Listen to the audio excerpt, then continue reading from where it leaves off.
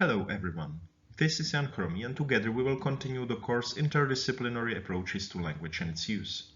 In this presentation, we will focus on the acquisition of words in simultaneous bilinguals. Research on vocabulary acquisition in simultaneous bilinguals focuses on two main issues.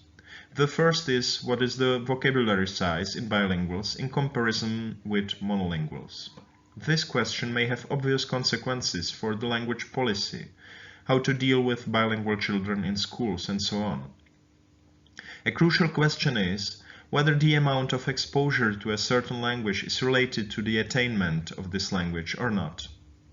Also, the cross-linguistic effects in the domain of lexicon are studied, which we will address in a separate presentation. So how many words of a language do bilingual children know? Bialystok and her colleagues in their study Receptive Vocabulary Differences in Monolingual and Bilingual Children analyzed results for 1,738 children between 3 and 10 years of age.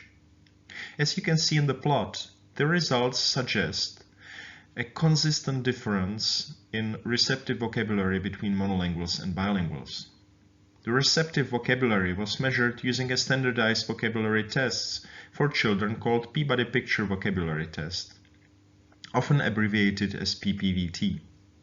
In these tests, the experimenter shows the child arrays with 4 drawings on each page and says a word. Children's task is to indicate the picture that matches the word. The authors claim that the difference is largely confined to words relevant to a home context rather than a school context.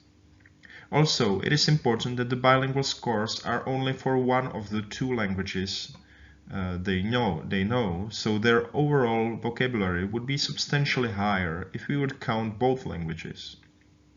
Altogether, one can say that bilingual children generally tend to have lower vocabulary size in the individual languages than monolinguals, but they go through the identical developmental phases as monolinguals.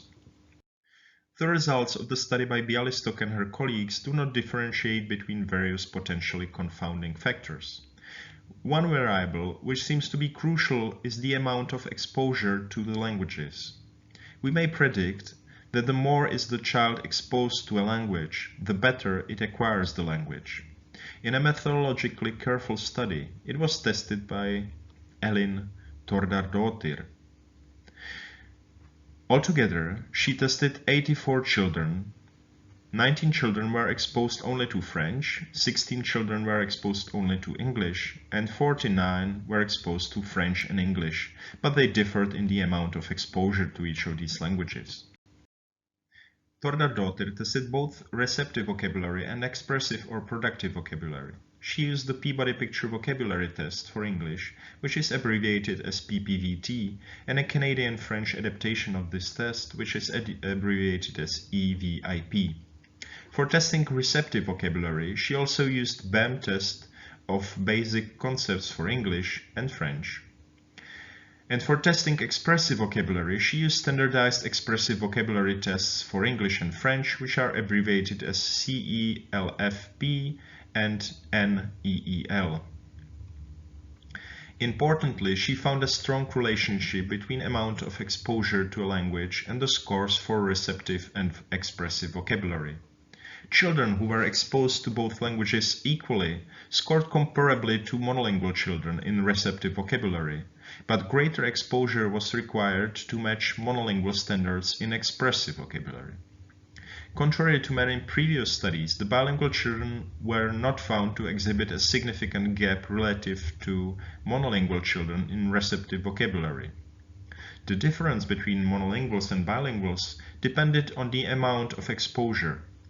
Children with similar levels of exposure to both languages had similar levels of performance in both languages, whereas children with unequal patterns of exposure performed considerably more strongly in the language to which they have been exposed more than in the other language. In this table, each column presents a subgroup of participants based on their exposure to English and French. E means 95 to 100% exposure to English, EEF 61 to 94% exposure to English. EF means 40 to 60% English exposure.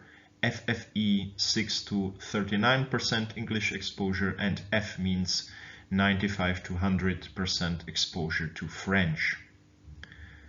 You can see that the group mean is highest for the monolingual children and systematically decreases in a stepwise fashion for each of the groups, having had less exposure to that language. Before we will conclude this presentation, I have one reading tip for you. If you are interested in the role of exposure, you should read a recent discussion paper by Susan Carroll, Exposure and Input in Bilingual Development, which is skeptical that exposure would be the only explanation for the differences between bilinguals. She offers quite interesting arguments. See yourself. If you enjoy the presentations, we would be glad if you would like them on YouTube. That is all from me now. See you next time.